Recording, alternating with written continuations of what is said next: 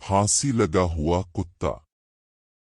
एक बादशाह सैर और सफर पर निकला, जाते जाते कहीं दूर ही निकल गया। देखा तो एक घर है जिसका मालिक सखी तबीयत का था। इसने बादशाह की खूब मेहमान नवाजी की। बादशाह की नजर जब फांसी पर लटके कुत्ते पर पड़ी तो घर के मालिक से इसका सबब पूछा, मगर मालिक ने सबब बताने से इनकार कर दिया। हालांकि बादशाह ने इसको अपना तारुफ भी कराया। बादशाह ने दूसरे दिन कासिद भेज फिर फांसी पर लटके कुत्ते का सबब पूछा, मगर वो शख्स फिर इनकारी हो गया। बादशाह को बड़ा गुस्सा आया तो उसने अपने दारोगा को भेजा कि इस शख्स को गिरफ्तार करके ले आओ। दारोगा ने हुक्म की तामील करते हुए इसको दरबार में पेश कर दिया। बादशाह ने फिर फांसी लगे कुत्ते का सबब पूछा, मगर वो फिर इनकारी हो गया। तो बादशाह अब को लालच दे सबब पूछने की कोशिश की तो इस शख्स ने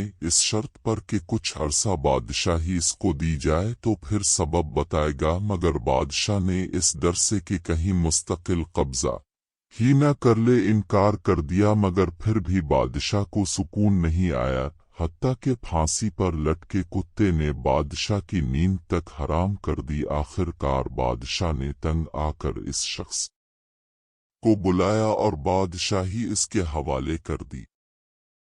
जब वो शख्स बादशाही के तख्त पर बैठा तो सबसे पहला काम ये किया कि तमाम वज़रा को जेल में डाल दिया और तमाम बड़े ब्यूरोक्रेट्स और सियासतदान और जजेस और एस्टेब्लिशमेंट को जेल में बंद कर दिया और साथ वाले तमाम मुल्कों से लेन देन बंद कर दिया। और उसका नतीजा ये निकला, जब इसकी मुद्दत पूरी और पुराने बादशाह को दोबारा बादशाही सौंपी तो मुल्क में अमन अमान था और खजाना भी भरा हुआ था।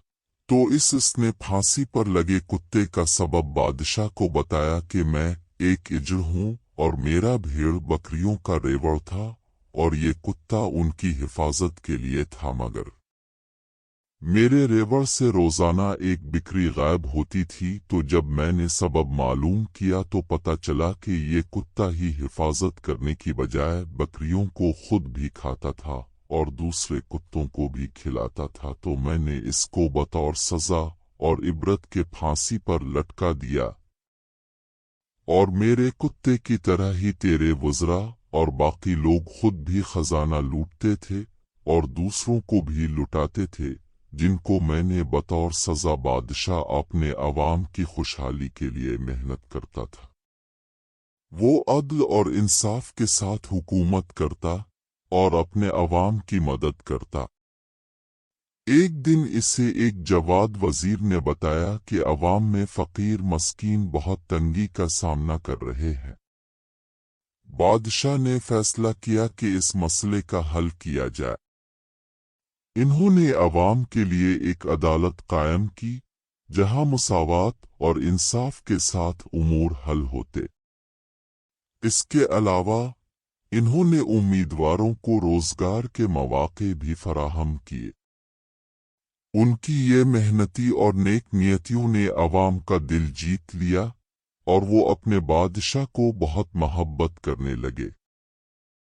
इसके बाद रियासत में अमन और सुकून की दूर आई और अवाम ने अपने बादशाह को एक महबूब और अजीम रहनुमा माना।